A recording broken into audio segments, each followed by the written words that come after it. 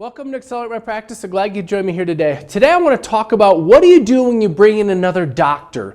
Whether it's just an associate doctor, whether it's a partner doctor, doesn't matter what it is. How do you make that transition from your patients know and love you because you've been their dentist for 10, 15, 20, 30, 40 years maybe. How do you make that transition to where the new person has enough clout to be able to do business with them? Or dentistry with them. It's a very, very common issue that we run into. And it would be the same if you're buying the practice. Let's assume you're a buying doctor and your senior doctor is wanting to retire and leave. How do you hang on and retain the patients? Because in that scenario, let's go with that one first. If in that scenario, if you're the young doctor coming in to buy and senior doctor's retiring, what you want to minimize is attrition. You don't want to have as little turnover or attrition of patients as possible. And the challenge is going to be you're going to have some percentage of patients, 5, maybe 10%, who have moved away and still travel back to see senior doctor because they know, love, and trust because they've been going there 20, 30 years.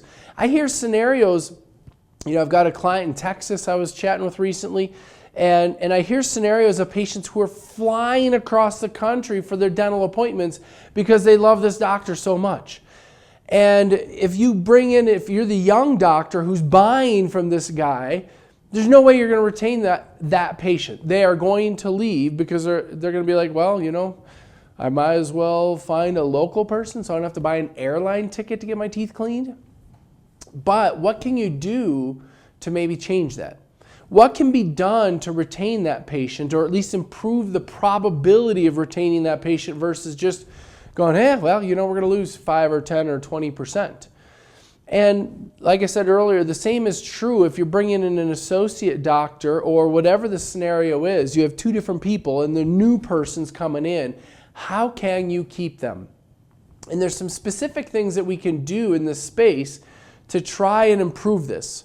And the high level, and I'll dig deeper into this as we go, but the high level is how can we put new doctor, ND we'll call him, her, how can we put ND up on a pedestal such that the patients want to see them? And sometimes this is a challenge for, we'll say OD, old doctor, an old doctor or a senior doctor because they don't want to feel like they're putting themselves down in this process. The way I would personally do it, if I were a senior doctor, is I would, make some sort of joke, because I'm a rather jokey kind of guy, but I would sit down with the patients and say, hey, you know what, the new guy who's coming in here, this guy's like Doogie Howser, which is maybe a pop culture reference nobody would know anymore, but he's like this young, unbelievably gifted, talented person who's done all this recent stuff, and let's face it, I've gotten kind of old. I have a hard time figuring out how to run my new iPhone or that new Samsung thing because I can't figure it out. It's not as easy as my iPhone. Just a rub for all you Samsung people out there. But, the new guys are so sharp and so good at this and so good at that. It's incredible the gift and skill that they have, and put them on a pedestal, through being silly and through a little bit of self-deprecation to allow them to have that credibility buy.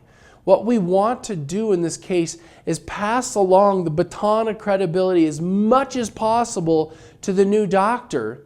And the easiest way to do it is to reference the discrepancy in our ages and technologies and how the new person's young and hip and keeps up with all the current stuff. And not in a way that beats us down to where our patients don't trust us, because of course they do. They've been here 20 years. But in a way that lifts the other person up. And if we do that, regardless of what the scenario is, if you're a young doctor buying the practice or whether you're the associate doctor, it will help.